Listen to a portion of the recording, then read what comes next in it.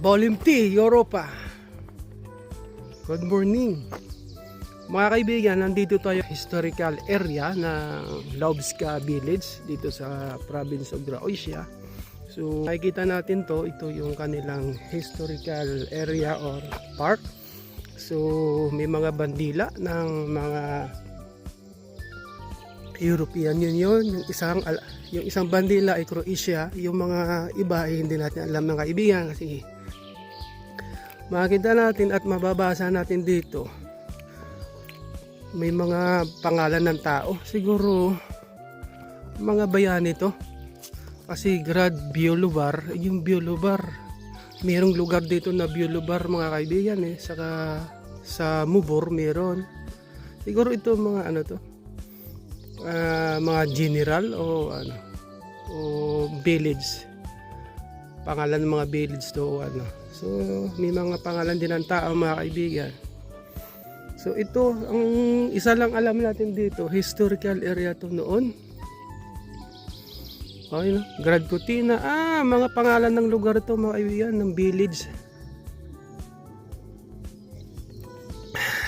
So ang galing ano. So walang katao-tao dito mga kaibigan, wala na ngayong mga bahay dito.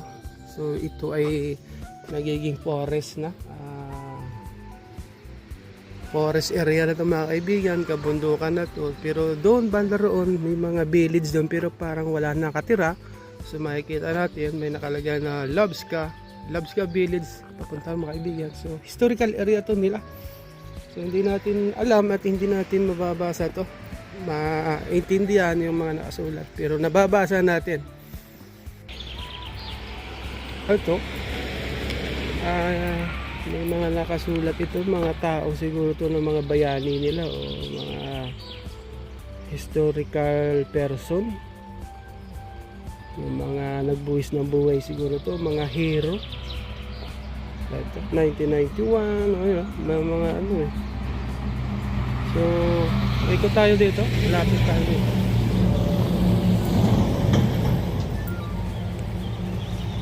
So historical area nga ito mga kaibigan.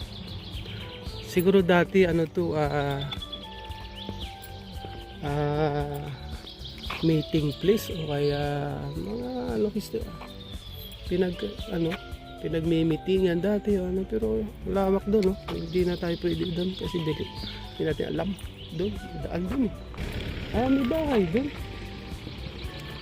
hindi sila pupunta. Okay, alright, so ito yung main road.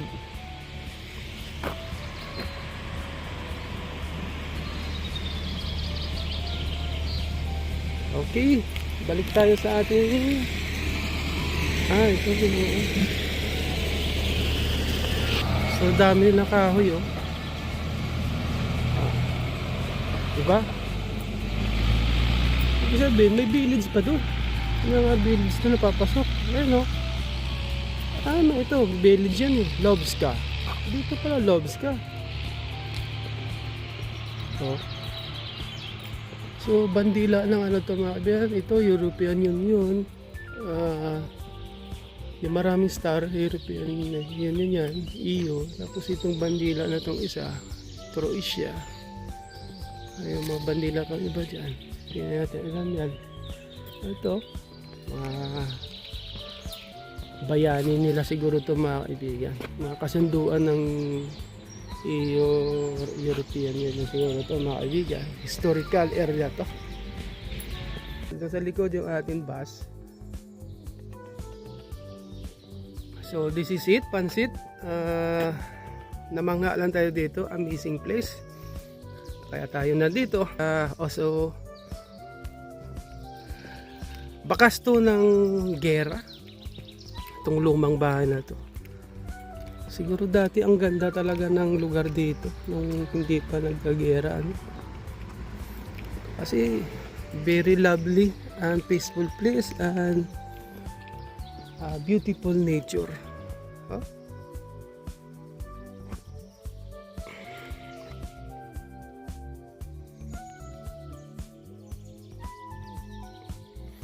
Yan. Ang ganda ng lugar, no? We will take a picture for a remembrance. Okay, alright. Okay, alright.